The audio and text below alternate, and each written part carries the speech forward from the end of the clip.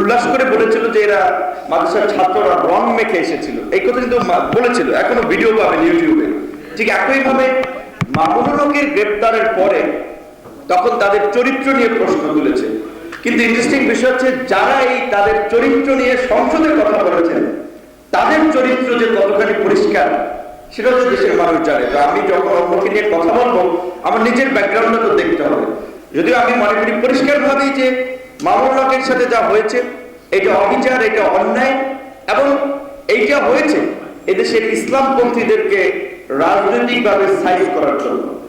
পুরো হেফাজত সহ মামুনুল হককে যেই ঘটনাটি ঘটনা হয়েছিল আপনাদের নিশ্চয়ই মনে আছে, লকডাউন দিয়ে প্রথম দফায় যখন তাকে বেইজ্জতি করার চেষ্টা করা হয়েছিল, যখন তার অনুসারীরা তাকে যারা ভালোবাসে তাকে বের করে এনেছিল, তারপরে তারা প্ল্যান করেছে যে এইভাবে তো পারা যাবে না, জনগণ তো বিদ্রোহ করে ফেলবে, পুলিশ টিনিয়ে মাইরা ফেলাবে জনগণ যদি ওইখানে যায়।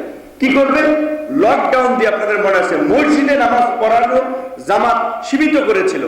তারপরে হুজুরদেরকে বিশেষ করে সেই সময়ে একজন দুইজন তিনজন করে রাতে দিনে মধ্যরাতে গ্রেপ্তার করে, এবং এই যে নির্বাচনের আগে কিভাবে তাদেরকে সাইজ করতে হয় মামলা দিয়ে জুলুম করে নানান ভাবে পরিবারকে জিম্মি করে সেটা তারা করেছে।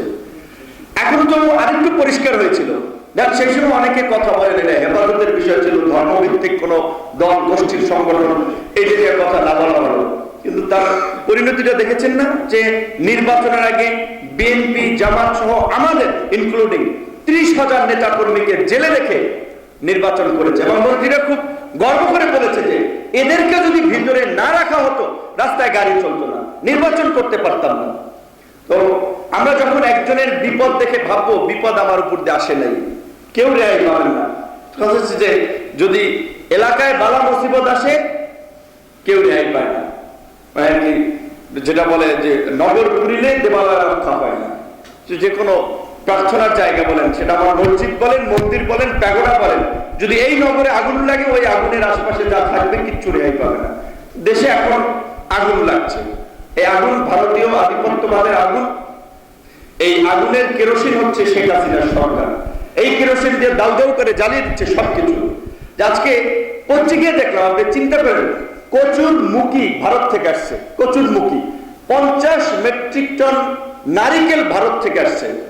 আর বরিশালের আশরাফ আলী আকন্দ ভাই ইসলামী আন্দোলনের প্রেসিডেন্ট সদস্য, ওদের দেশে নারিকেল গাছে ঝুনা হইয়া শুকাইয়া পড়তো, গাছের তলায় পইরে থাকতো বরিশালের অনেক বাড়িতে, সেই নারিকেল অনেকে নিত না। আর সেই নারিকেল আনা লাগে আমাদেরকে ভারত থেকে। অন্য পণ্যের কথা বাদ দিলাম, একেবারেই বেসিক জিনিস সবজির মতো জিনিস কচুরমুখী আমাদের ভারত থেকে আনা লাগে।